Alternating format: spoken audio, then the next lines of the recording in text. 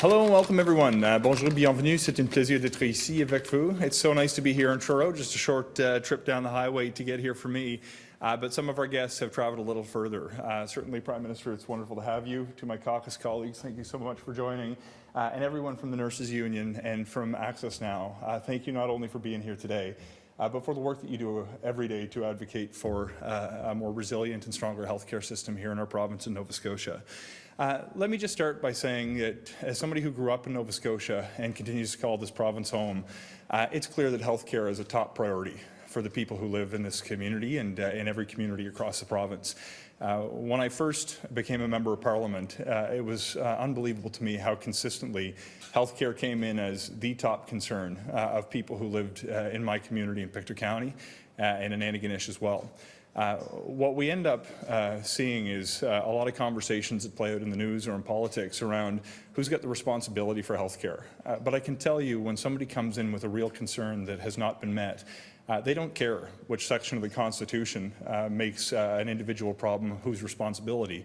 They care about whether they can get the help that they need and get the services that they need. Not everyone in politics agrees that the federal government should have a role when it comes to strengthening the healthcare system because of the constitutional divisions of power. But we have a viewpoint that's distinct in that we want to be a good partner. You will have seen over the course of the last number of months, the last number of years, significant movement by the federal government to make bigger investments in the provincial healthcare system here in Nova Scotia. That may come through increased healthcare transfers through an agreement recently signed with the province. It may come with new standards for long-term care. It will come through student loan forgiveness for doctors, nurses, and other health professionals who work in rural communities like ours. It may come through new investments in dental care, and it may come through new investments in making sure people have access to the medicines that they need, regardless of their ability to pay. This brings us here today to share more information about the path forward for the federal government's National Pharmacare program, and I'm so pleased to introduce my friend and colleague, the Right Honourable Justin Trudeau, Prime Minister of Canada. Thank you. Thanks, Sean. It's always great to be back around your neck of the woods, and thanks for being such an outstanding voice for the people of Nova Scotia and for all Canadians as our Housing Minister. Je suis très heureux d'être ici avec d'autres membres de notre équipe de la Nouvelle-Écosse, Cody, Darren et Lena aussi. But I'm really happy to be here at the Truro campus of the Nova Scotia Community College. I just had a chance to meet some of the amazing people who work in healthcare, who are joining us here today on either side. Thank you for being here today to talk with us about what we're doing to make healthcare more accessible for everyone. We're focused on fairness for every generation, which means, among other things, making housing more affordable to empower younger generations like millennials and Gen Z. It means creating the good jobs of tomorrow while fighting climate change today. And it also means improving our healthcare system, making sure everyone has access to the care they need, and protecting the integrity of universal healthcare in Canada by standing up to those who want to privatize it. First off, we're investing $200 billion to help provinces, territories, and Indigenous partners improve healthcare results and outcomes for Canadians. These investments will, among other things, make it possible to train more doctors and nurses, reduce hospital wait times and backlogs, and most importantly, improve access to primary care and to mental health services. On top of this, we're also launching the first phase of a national pharmacare plan by making diabetes medications free and by making contraceptive medications and devices free. L'insuline peut coûter jusqu'à 1 700 $ par année. Un Canadien sur 4 atteint de diabète ne dit pas suivre son plan de traitement parce que les prix sont trop élevés. Alors, on va changer ça. We're also making contraceptive medication and devices free. Being pro-choice means we believe that women should be free to choose whether, when, and how they plan a family. Right now, only a fraction of Canadian women are eligible for prescription birth control at low or no cost through a public drug plan. Les contraceptifs oraux coûtent environ 300 $ par année et les stérilets coûtent jusqu'à 500 $ chacun. Mais dorénavant, les contraceptifs sur ordonnance vont être gratuits pour les Canadiens. Coverage for contraceptives will mean that millions of Canadians will have better access to contraception and reproductive autonomy. This will help improve family planning, reproductive rights, and fundamentally, equity. Quand on dit qu'on est en train d'améliorer l'accès aux soins de santé pour les Canadiens, ça inclut aussi les soins dentaires. L'automne dernier, on a lancé notre plan pour aider les gens qui n'ont pas d'assurance pour aller chez le dentiste. Le plan couvre, entre autres, les nettoyages, les plombages, les radiographies et les prothèses dentaires. Over 2 million Canadian seniors have already signed up for our dental program, and in the 3 weeks since May 1st, 100,000 seniors have been able to receive dental care. This is real progress. Progress on care, progress on affordability. Bringing down the cost of medications and dental care is making life more affordable for Canadians. These measures are based on the idea that everyone in this country should have access to the care they need, no matter where they live or how much money they have in their bank account. And yet, the Conservative Party of Canada opposes this idea at every turn. They opposed free dental care for kids and now for seniors, including pushing on dentists across the country to not sign up to offer free dental care to vulnerable seniors.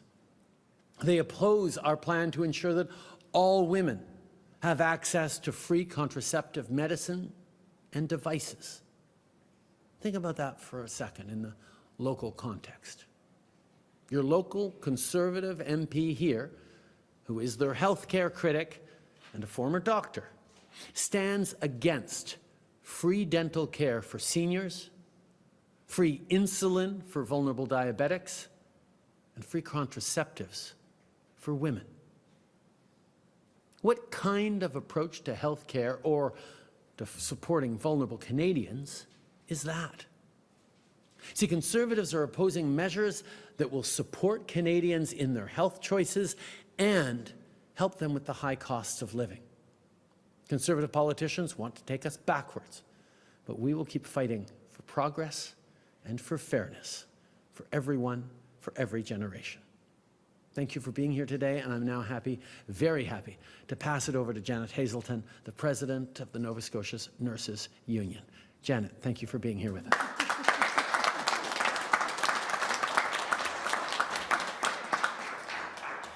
Thank you. Hello, my name is Janet Hazelton, and I'm the current president of the Nova Scotia Nurses Union.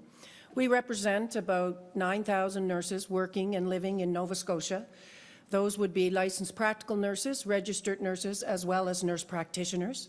Our nurses work in long-term care, in acute care, and also the community. I'm very, very pleased to be here today to speak about a program that's been a priority for nurses for many, many years. This is the first step in the direction of universal pharmacare. For as long as I can recall, my union activism has included lobbying for a universal drug plan. I've attended rallies, town halls in support of a pan-Canadian drug plan. Along with my colleagues in the National Executive Board of the Canadian Federation of Nurses Unions, I've advocated on behalf of those who cannot afford to fill prescriptions for themselves or their loved ones. Like other nurses and healthcare workers, I joined letter-writing campaigns and reached out to both my MLAs and MPs, asking them to back this vital missing piece of the Medicare vision. With the introduction of Pharmacare Act comes hope, as some Canadians benefit from this celebrated agreement.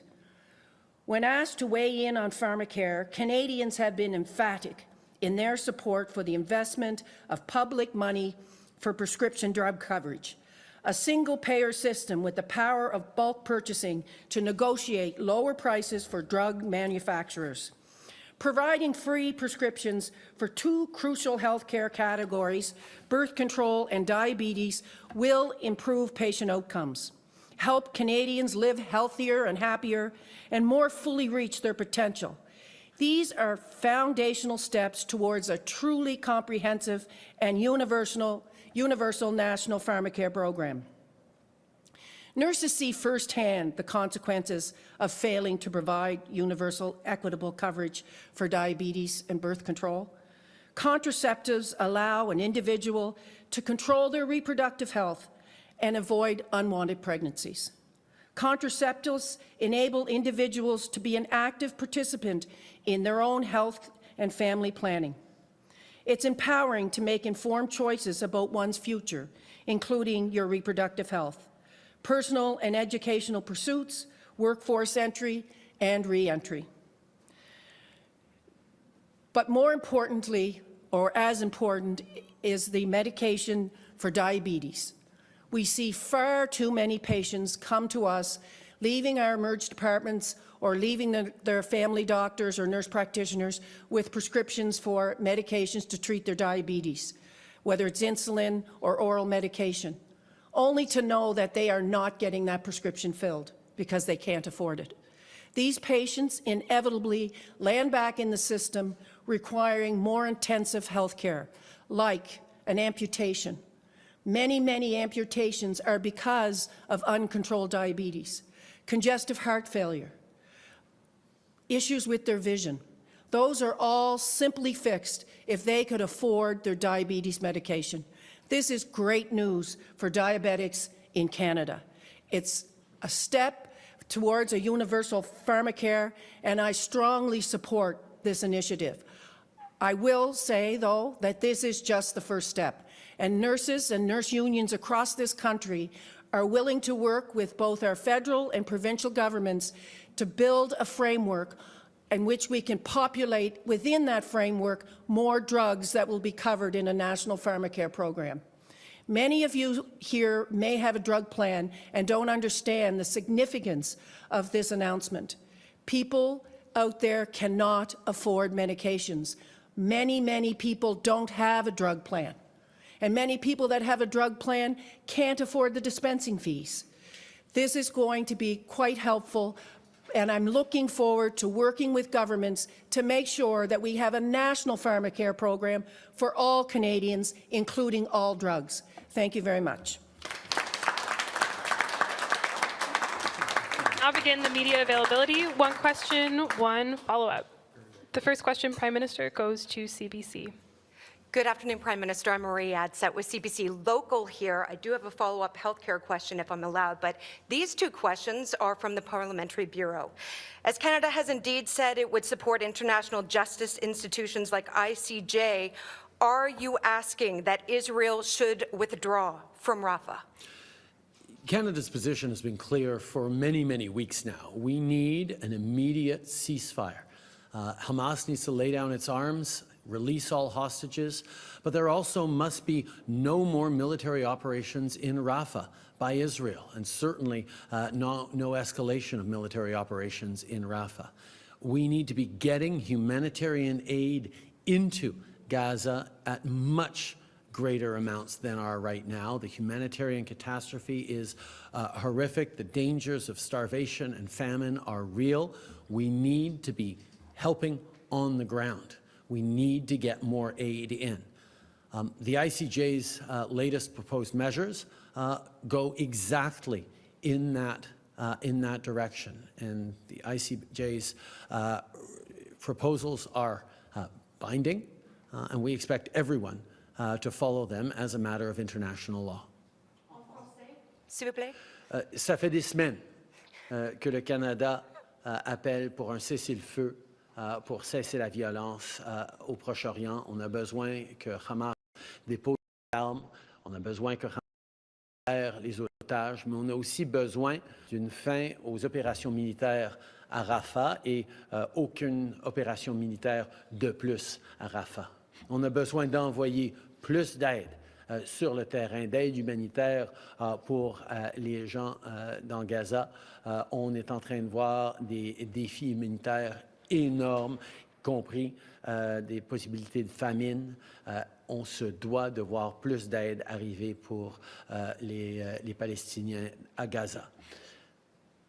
La conséquence, les recommandations et les demandes de la Cour pénale de la Cour de justice internationale sont alignés exactement avec ce que le Canada et bien d'autres pays sont en train de demander depuis des semaines.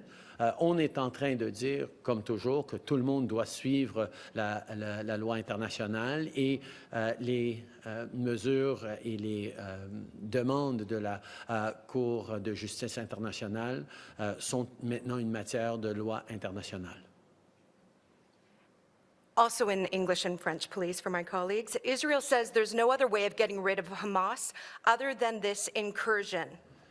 What is your response to that? Canada's position has always been that the solution to the extraordinarily difficult challenges in the Middle East are a two-state solution, a peaceful, secure, democratic Israel alongside a peaceful, secure, democratic Palestinian state.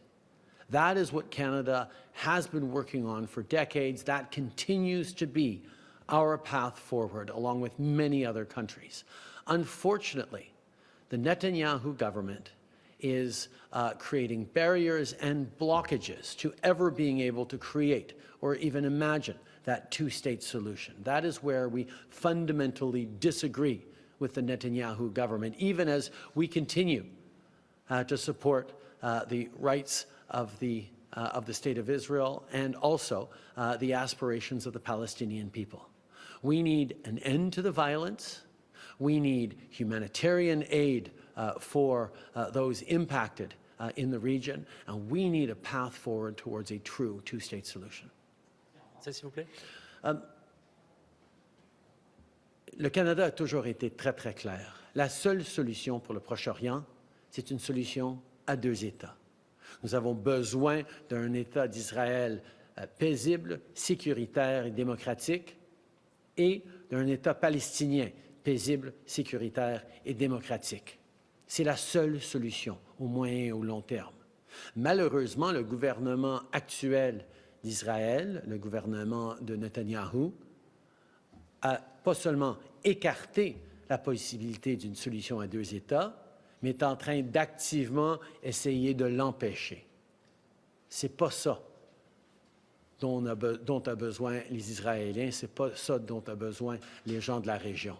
C'est pour ça que le Canada va continuer d'appeler à un cessez-le-feu, d'appeler pour plus d'aide humanitaire et va continuer de travailler avec des partenaires à travers le monde vers une solution à deux États pour créer et un État d'Israël sécure et un État palestinien sécure et légitime.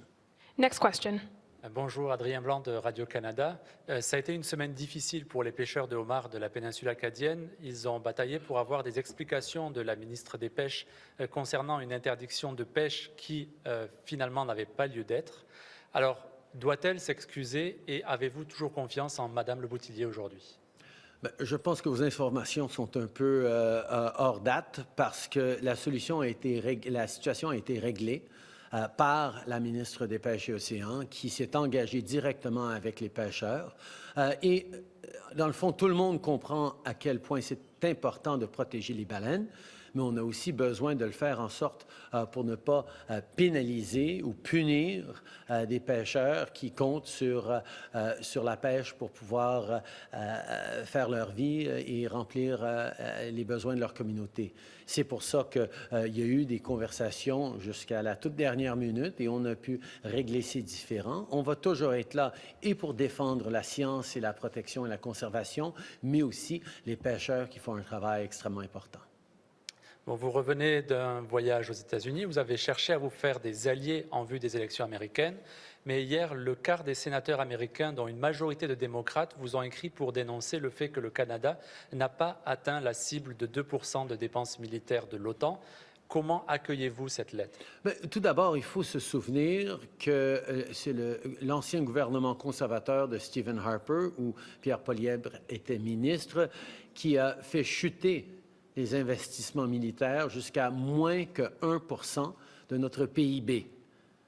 Au contraire, quand on s'est fait élire, c'était en 2014. En 2015, on s'est fait élire et on a doublé les investissements en défense. On est maintenant en train de viser le 1,76% du PIB et on va d'accroître nos investissements dans la défense. Et je sais d'avoir travaillé avec Ils sont très contents de nos investissements pour acheter une nouvelle série d'avions de chasse, 88 F-35.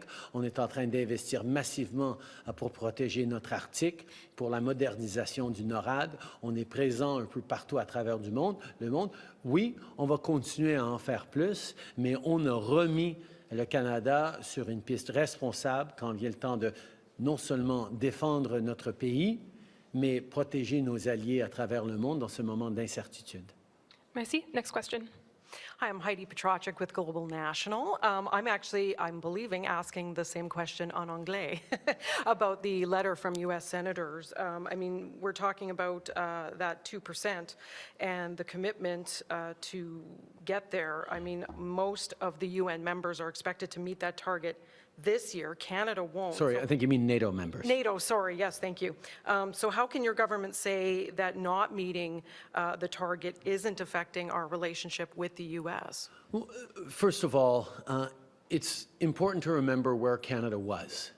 In 2015, under the Harper Conservatives, in which Pierre Poilievre was minister in that government, defense spending dropped for the first time to below 1% of our spending. When we got elected in 2015, not only did we reopen the Veterans Affairs offices that Harper had shuttered, not only did we start investing in our military, we actually doubled military investments over the past years. We are now on track to reaching over 1.76% of GDP, which is a record high for Canada, and we're not done yet. There is more to do. And I will say, in the conversations I've had with my American colleagues and counterparts, the massive investments we're making in upgrading our fighter jet fleet with 88 new fighter jets, our investments close to $40 billion in NORAD modernization, our recent budget's massive investments in Arctic safety and security, recognizing NATO's western and northern flank is Canada's Arctic, are all extremely well received by the Americans and by allies around the world who want to see us continue to step up. We recognize there's more to do, and we will be there to do it because we are the ones who are taking seriously Canada's defense needs and making sure the women and men of our armed forces have the right equipment, not just to fulfill what their fellow Canadians expect of them, but what our allies around the world are counting on us to do. And CBSA is now potentially striking over telework. PSAC threatened a summer of discontent over your government sending public servants back to the office for an additional day a week. So is your government willing to have public servants only come in 2 days to avoid labor strife?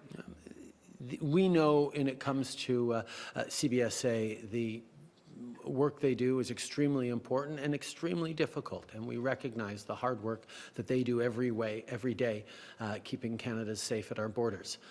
But we also know that the best labor agreements happen at the bargaining table, and that's exactly where the ministers are focused, and we will continue to do that. Thank you. Last question. Prime Minister Mike MacDonald from the Canadian Press. Your government and the NDP passed a motion to support the ICJ. What does that look like in terms of the latest ruling from the International Court of Justice? I believe I already answered that question 2 minutes ago. Do you have another question for me? Okay, it's regarding the lobster fishing areas off of New Brunswick that were closed. You may have answered this in French already, but as you know, fishermen refuse to move their traps, and the questions are being raised. Maybe the protections for these whales have gone too far. How do you respond? Actually, I think your information might be a little bit out of date. The fisheries minister worked directly with concerned fishers and the industry and has actually found a solution. Everyone wants to see endangered species protected. Everyone needs to see fishers continuing to earn a living and support their communities, and that's exactly what we're able to do right now through conversations among people who all want the same things. We've been able to come to an agreement on moving the traps closer to shore for the 15-day concern period, and this is a great example of people working together in a thoughtful way to aims that we can all agree to. Thank you. That concludes today's press conference. Any questions on pharmacare or the announcement we're making today that matters deeply to Canadians? J'ai une question, mais je ne sais pas si elle vous conviendra. Mais ce que vous avez annoncé en début de conférence de presse, votre gouvernement l'a déjà annoncé. Par contre, vous avez pointé du doigt le fait que le député local est conservateur et vous avez dit qu'il ne soutient pas votre plan. Alors, est-ce que vous êtes ici en campagne électorale? Est-ce que c'est pour ça que vous êtes venu à Truro pour parler de ce sujet? Je suis ici pour parler d'un sujet qui importe énormément les Canadiens. Et c'était exactement quelque chose qui souligne le travail que ce gouvernement fait, non seulement pour investir dans les Canadiens, mais pour aider avec les coûts de la vie. Les gens qui ne peuvent pas se payer de l'insuline vont non seulement avoir des conséquences néfastes pour leur propre santé, leur qualité de vie, mais vont voir des conséquences beaucoup plus lourdes pour nos systèmes de santé. Donc, c'est un investissement responsable. Des femmes qui ne peuvent pas se payer de la contraception à ordonnance se trouvent moins en contrôle de leur corps et de leur vie, et ça finit par avoir de lourdes conséquences sur certaines. On a aussi un défi au niveau des soins dentaires qu'on livre à travers le pays, où 2 millions d'aînés se sont inscrits dans un programme de soins dentaires où plus que 100 000 aînés ont déjà reçu des soins, mais les conservateurs continuent à bloquer accès et à décourager les dentistes à travers le pays de s'y engager. Alors, on voit réellement qu'il y a un choix très, très clair que les gens vont devoir faire dans 1 an et demi dans la campagne électorale sur quel genre de pays on veut avoir. Est-ce qu'on est dans un pays qui va être là pour appuyer les plus vulnérables? Est-ce qu'on va être un pays mené par l'idéologie de droite qui refuse d'être là pour les gens? C'est un choix assez fondamental et c'est important que les gens sachent que malgré tout le bruit que font les conservateurs, on va continuer d'être là pour livrer pour les Canadiens. We're here today with an announcement that is exactly what Canadians have been asking for. Help on affordability, seniors who can now go get their teeth taken care of for free, despite the opposition, the ideological opposition of Stephen Ellis and the entire Conservative caucus. 100,000 seniors in just a little over 3 weeks have now gotten dental care, despite the efforts of the Conservatives, not just to block it in the House, but to discourage dentists from across the country from signing up for it. Fortunately, over 10,000 dentists and climbing every single day have signed up for this because people understand how important it is to be there for vulnerable seniors. Similarly, the consequences to someone who cannot pay for their insulin in terms of their quality of life goes straight downhill. In terms of extra costs on the medical system, as Janet said, for amputations, for dealing with blindness, for dealing with heart failure, it is simply logical to be there for the most vulnerable people, but Conservatives like Pierre Poilievre and Stephen Ellis stand against these pharmacare investments. They stand against, for ideological reasons, protecting women's rights to choose when and how they want to start a family. That's completely irresponsible, and it's not what Canadians want, not what Canadians deserve. That's why we're here highlighting these investments that are going to help Canadians concretely and move forward. And quite frankly, the Conservative response to that is, oh, you're spending too much. You're investing too much in Canadians right now. We should be cutting spending. We should be doing less for Canadians. Except the problem with that argument on their side is that Canada has the strongest fiscal balance sheet in the G7. We're the 3rd largest country in the world with a AAA credit rating, according to the top bond rating agencies in the world. That means our economy is sustainable from a federal fiscal perspective. We need to be investing in Canadians. We have the lowest deficit, the lowest debt to GDP ratio. The question is, How do we help Canadians when Conservatives are busy trying to cut services for them? So I think it's important that people be calling out these Conservatives, calling out people like Stephen Ellis, who is the Conservative health critic, who continually talks down the kinds of things that are going to help thousands upon thousands of people right here in Truro and across this part of Nova Scotia. Leadership is about stepping up and being there for people. That's exactly what today's announcement is. That's exactly what we're going to stay focused on. Merci beaucoup tout le monde. One more question. One more question. Thank you very much for taking my question, because it is a local healthcare crisis. You must know that you're in the heart of where the Nova Scotia shooting happened. It is claiming more victims, whether it's people that are on the front lines of healthcare, whether it's the amazing Mounties that are in this room that answered that call that day, whether it's members of the media or extended members of the victims' families, one of which and her friend took their life the night before the 4th anniversary. There has been an epic failing, as far as I can see in my reporting, both provincially and federally, to truly respond to this. What can you do? What can your government do? Not political. Please don't politicize this. What can you do to hold some accountability? Some money has been able to flow, but nothing is happening, and it's still not being monitored. So how is this money really getting to the people that need it? How can we support the healthcare people that are burned out in this region and still having extended spin-offs from that fateful day? They need help.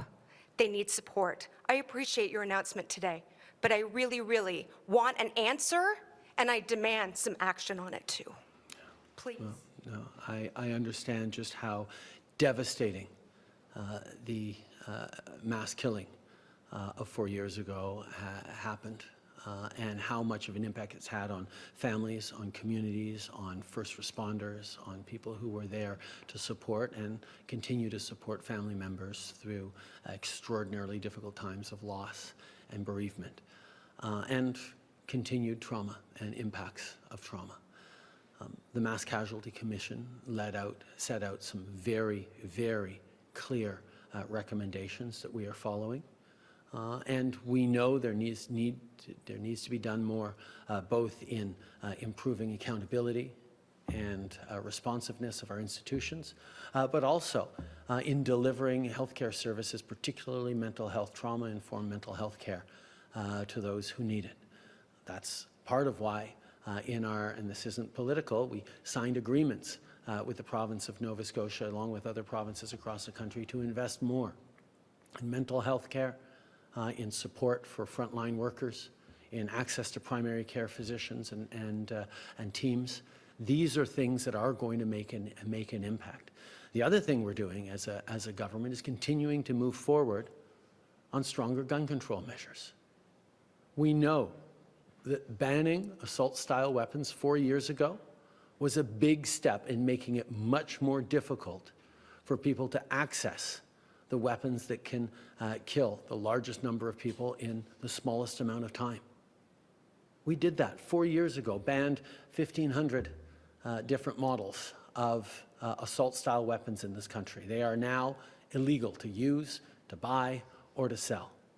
We're going to continue to move forward on strengthening gun control. We're going to continue to move forward in investing in community policing and RCMP services. We're going to continue to move forward on working with provinces to deliver the kind of mental health care that people need. We're going to continue to be there to support as people heal and as we learn very, very difficult lessons from this terrible, terrible event. Merci beaucoup tout le monde. Thank you, Prime Minister. That concludes today's press conference. Thank you all.